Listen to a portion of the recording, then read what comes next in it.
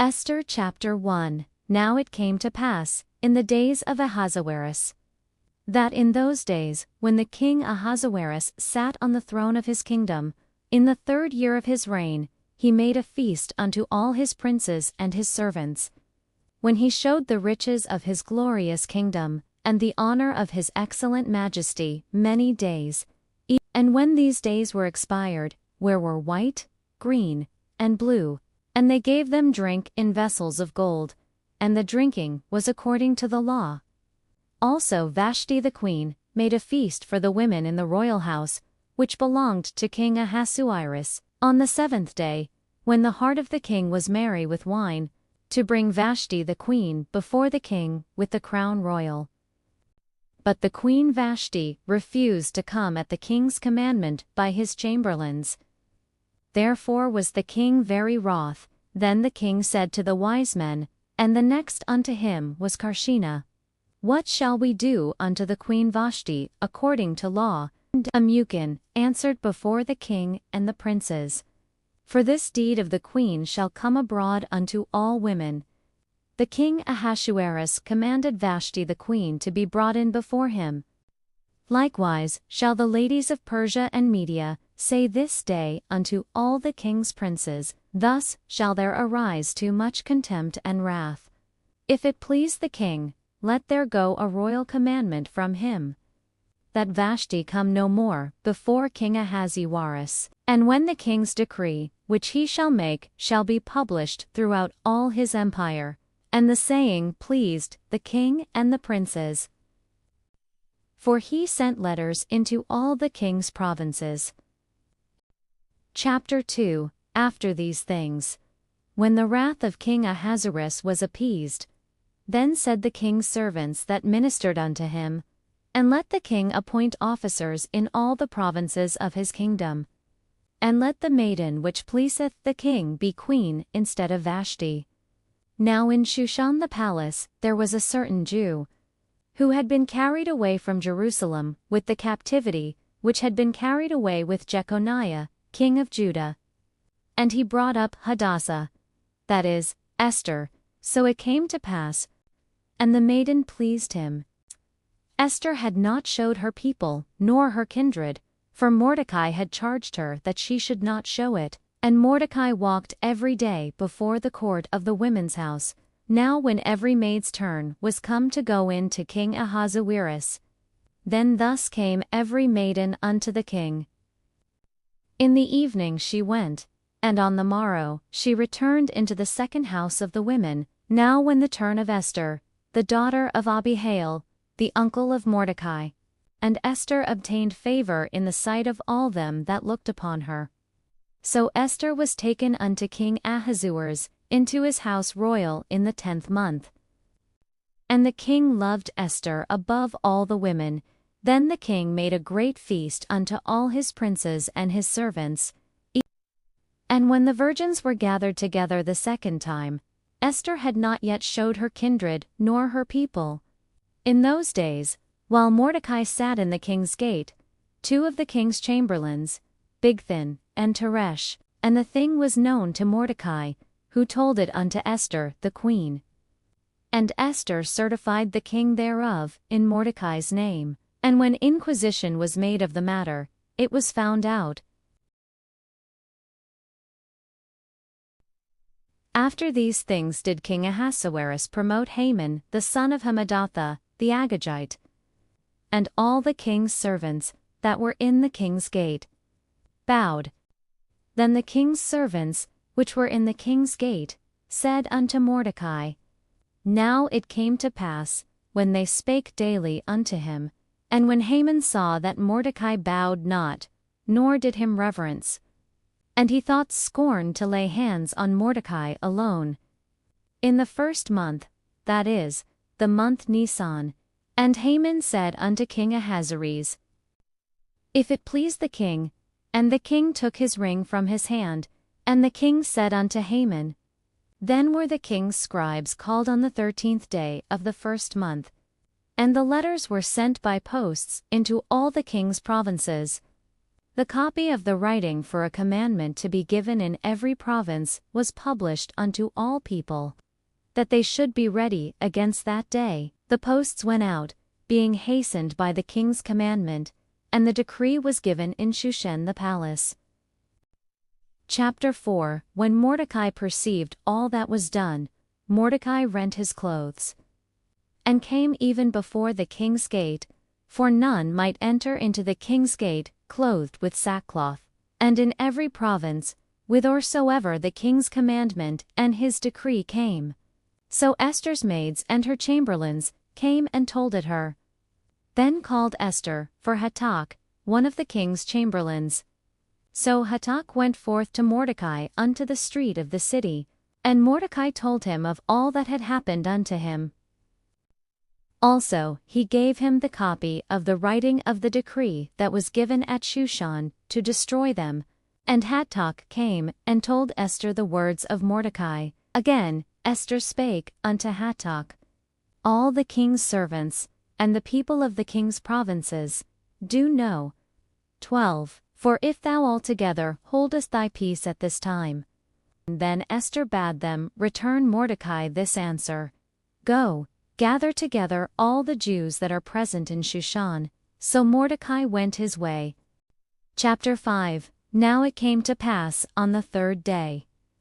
And it was so, when the king saw Esther the queen standing in the court, then said the king unto her.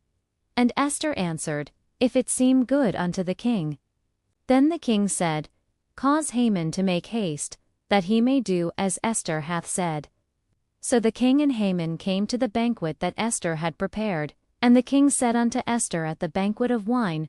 Then answered Esther, and said, If I have found favor in the sight of the king. Then went Haman forth that day, joyful and with a glad heart. But when Haman saw Mordecai in the king's gate, nevertheless Haman refrained himself. And when he came home, and Haman told them of the glory of his riches, Haman said moreover, Yet all this availeth me nothing, so long as I see Mordecai the Jew sitting at the king's gate. Then said Zeresh's wife and all his friends unto him, Let a gallows be made of 50 cubits high.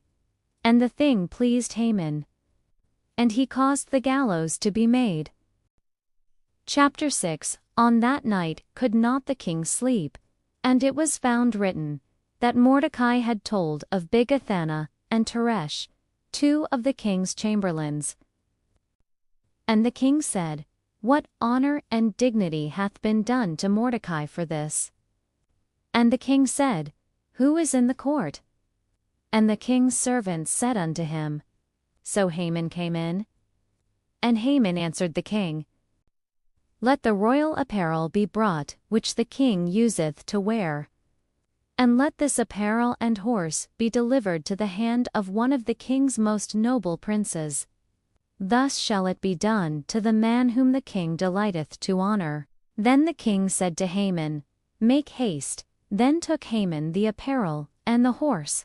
Thus shall it be done unto the man whom the king delighteth to honor. And Mordecai came again to the king's gate. But Haman hasted to his house mourning, and having his head covered. And Haman told Zeresh his wife, and all his friends, everything that had befallen him. Then said his wise men, and Zeresh his wife unto him. And while they were yet talking with him, came the king's chamberlains, and hasted to bring Haman unto the banquet that Esther had prepared. Chapter 7. So the king and Haman came to banquet with Esther the queen. And the king said again unto Esther on the second day at the banquet of wine, What is thy petition, Queen Esther? Then Esther the queen answered and said, For we are sold, I and my people, to be destroyed. Then the king Ahasuerus answered and said unto Esther the queen. And Esther said, The adversary and enemy is this wicked Haman. And the king arising from the banquet of wine in his wrath went into the palace garden. Then the king returned out of the palace garden into the place of the banquet of wine. Then said the king, Will he force the queen also before me in the house? As the word went out of the king's mouth, they covered Haman's face. And Harbona, one of the chamberlains, said before the king, Behold also the gallows 50 cubits high. Then the king said, Hang him thereon. Chapter 8. On that day did the king Ahasuerus give the house of Haman the Jews' enemy unto Esther the queen. And the king took off his ring, which he had taken from Haman, and Esther spake yet again before the king. Then the king held out the golden scepter toward Esther, and said, For how can I endure to see the evil that shall come unto my people? Then the king Ahasuerus said unto Esther the queen, and to Mordecai the Jew, Write thee also for the Jews. Then were the king's scribes called at that time in the 3rd month. And it was written according to all that Mordecai commanded unto the Jews, and he wrote in the king Ahasuerus' name, and sealed it with the king's ring. Wherein the king granted the Jews which were in every city to gather themselves together, upon one day in all the provinces of King Ahasuerus, namely, copy of the writing for a commandment to be given in every province was published unto all people. So the posts that rode upon mules and camels went out, and Mordecai went out from the presence of the king in royal apparel of blue and white. The Jews had light, and gladness, and joy, and honor. And in every province, and in every city, whithersoever the king's commandment and his decree came, and many of the people of the land became Jews. Chapter 9. Now in the 12th month, that is, the month Adar, on the 13th day of the same, the Jews gathered themselves together in their cities throughout all the provinces of the king Ahasuerus, and all the rulers of the provinces, and the lieutenants, and the deputies. For Mordecai was great in the king's house. Thus the Jews smote all their enemies with the stroke of the sword.